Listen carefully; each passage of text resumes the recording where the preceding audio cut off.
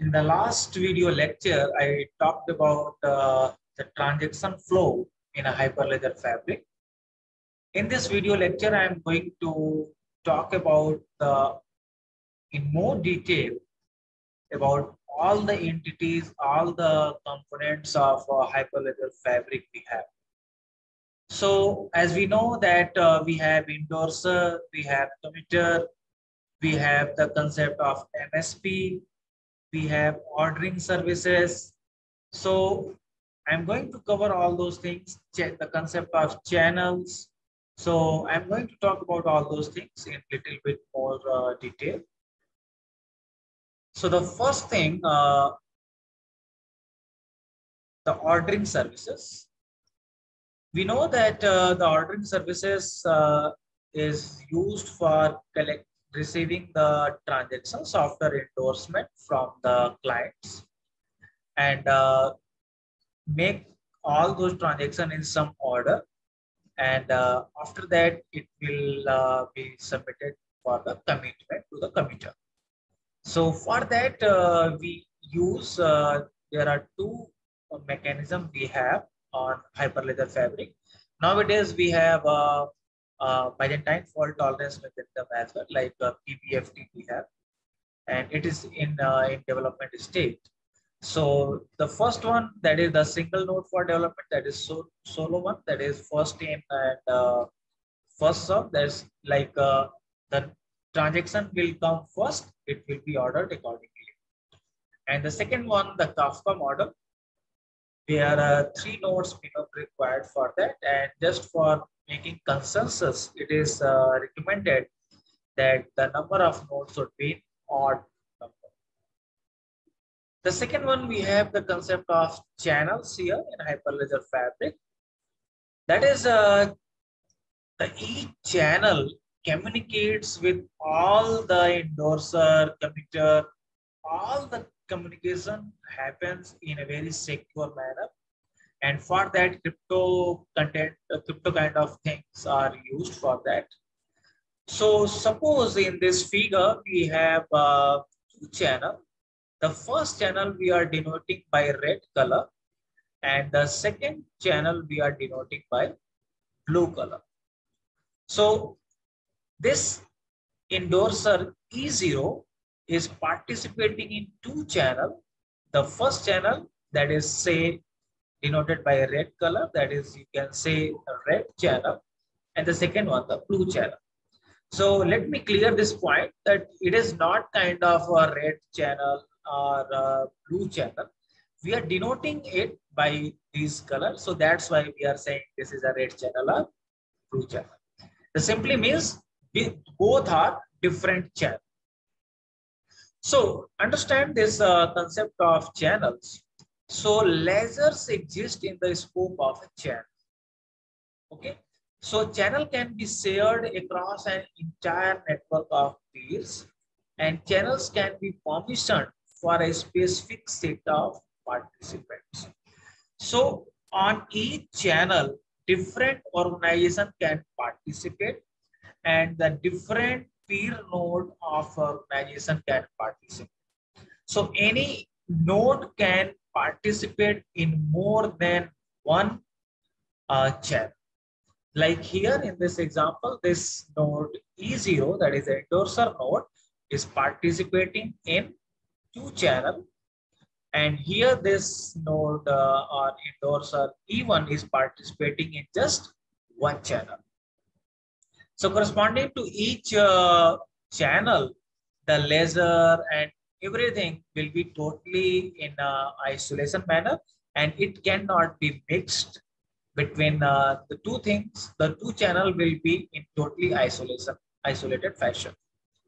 So chain code is installed on peers to access the word state, and the chain code, that is a smart contract, is instantiated on a specific channel. So if a peer node is participating more than one channel, then the smart contract or the chain code for each channel will be installed, and it will be instantiated separately, and it will not be connected will be totally in isolated fashion. So peers can participate in multiple channels, and concurrent execution for performance and scalability. This basically this concept of channel enhance the performance, and it enhance the scalability of the Hyperledger Fabric network. So we can see in here, like this is a single channel network. You all are aware about all these notions like client applications, endorser, E0, E1, E2, and E3. This is the ordering service. These are the laser. As we know that I am saying this is a single channel network. So we have just one channel and we are denoting by a blue color.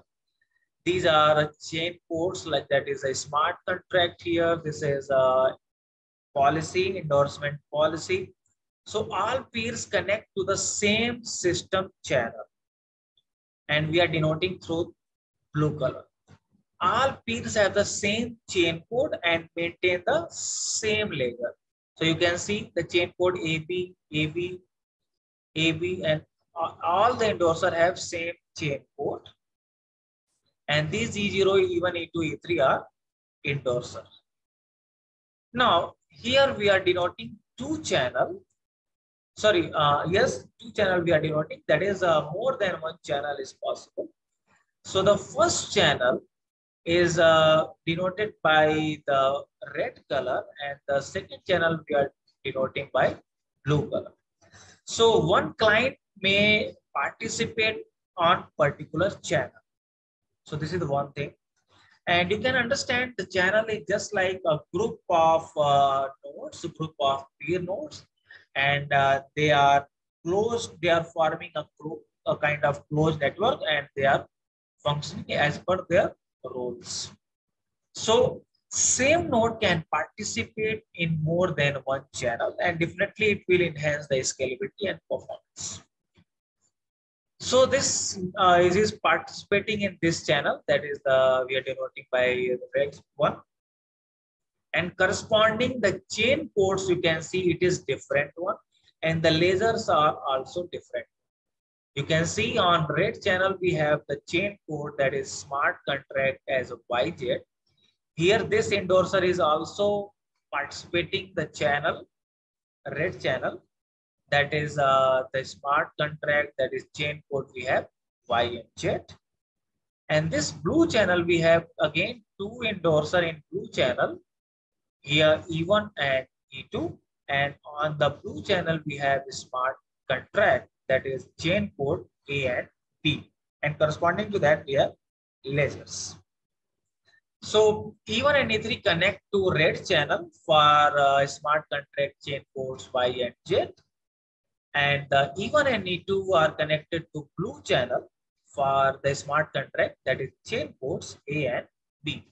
Again, I am repeating, this blue and red channel is just for understanding purpose. It is not like any concept that is a red channel or blue channel.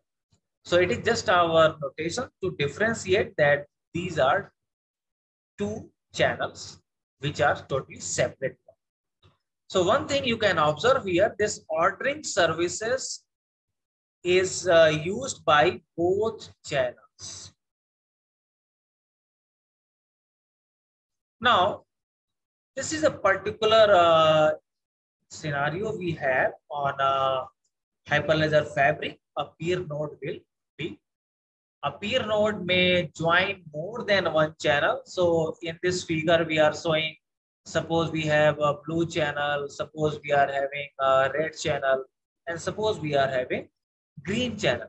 So a peer node can participate more than one channel. Here we are denoting 3 channels. Okay.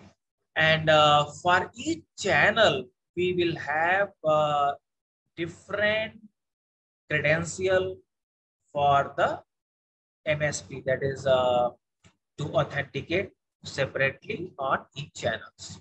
We know that on the laser we have blockchain and the word state, and these are the chain. Now, each peer node can connect to one or more channels, and it will maintain one or more ledgers for each channel. So for each channel, there will be a different ledger. And the smart contract, that is chain ports, are instantiated in separate Docker container. So that's why I said that it will be totally in isolation and it cannot communicate. Both channels cannot access each other. So the smart contracts are instantiated in separate Docker separate Docker containers. And these chain ports are shared across the channels. No state is stored in the chain port container. And this membership service provider, MSP, will provide the crypto material to authorize, to check, to validate about the authenticity of the each participant in that channel and emit events to the client. Now about the client application.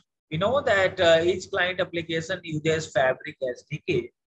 So the client can connect over channel to one or more peer, and they can connect over channels to one or more orderer nodes. They will receive events from the peer nodes, and for each client, the MSP will provide the crypto material, and according to that, they can participate on the network and they can be authorized accordingly. And different programming languages can be used by the client for development. Now, this is the certification authority. As I talked about earlier also, that the Fabric provide certificates to client and all the participant of the Hyperledger Fabric network. And some external certificate authority can be used also for the same purpose. So optional, we have this part. So default certificate authority within Fabric network for issuing certificates. It is a long-term identity for each one. And it supports clustering for HA characteristics. It supports this LDAP, that is lightweight directory access protocol for the authentication. It maintains a database for high availability. It supports hardware security module for the security purposes, and it can be configured as an intermediate certificate authority as well. Now, I will talk about some membership and identity management kind of thing. So, as I talked about previously, that there is one concept, a new concept, that is organization. Here, the organization will define the boundaries within a Fabric blockchain network.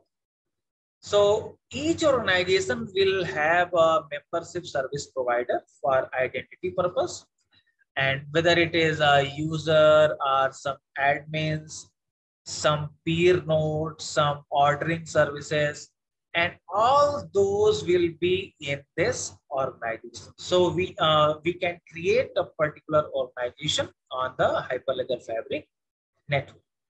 So this is a very important notion on Hyperledger Fabric, that is the concept of organization. So a network can include many organizations representing a consortium, where in each organization there will be some admins, some users, some peer nodes, some MSP, and ordering services. And each organization will have an ID for that, so to differentiate. Now, this is a consortium network. An example, that is a consortium network of 3 organizations. You can see this is organization 1, this is organization 2, and this is organization 3. This organization 1 and 3 have the peer nodes, that is the endorsers we have. This is the channel 1. We have A and B chain code. In organization 3, we have an endorser which have the same channel, that is blue channel, where smart contract we have A and B. And in organization one, we have a red channel. Here we have endorser with the chain code Y and Z. Similarly, in organization 3, we have endorser with chain code Y and J on the red channel. So you can see in organization 1 and 3, we have these endorser, and this organization 2 is just for ordering purpose. So this is a kind of consortium we have. So this is just a quick example. Next, this membership service provider, as I said earlier, that this MSP will provide the authenticity to all the participants, whether it is endorser, whether it is a ordering service provider. So you can see the endorser have a local MSP, the admin have local MSP, this client have the local MSP, and this ordering service provider have a local MSP. So all the participants in the network will be identified, and for that we use Fabric CA. So I'm covering this very quickly, that it provides identity for peer and orderers, client application, administrator, and all these identity can be issued by the external CA or Fabric CA. It provides authentication, validation, kind of digital signature, and it issue all these things. It supports different crypto standard, and it can be used just like a pluggable interface. A network can include multiple MSP, typically one per organization that is used. And for the security purpose, the TLS, transport layers mechanism, is used for that. So that is this TLS, that is transport layer security.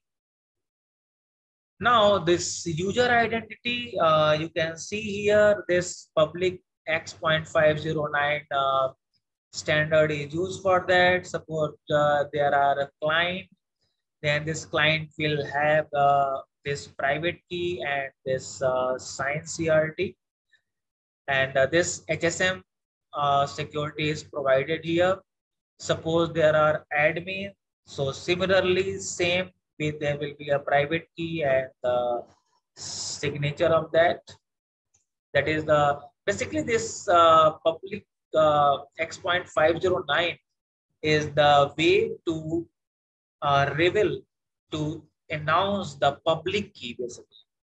So whether it is a public key of user or public key of admin or public of anyone, this X.509 certificate is issued and everyone can see that. But the private key will be known to the actual owner. So similarly, the peer and orderer. So for that, you can see there will be same the local MSP. So each local MSP will include the private key and the public key as a X.509 certificate.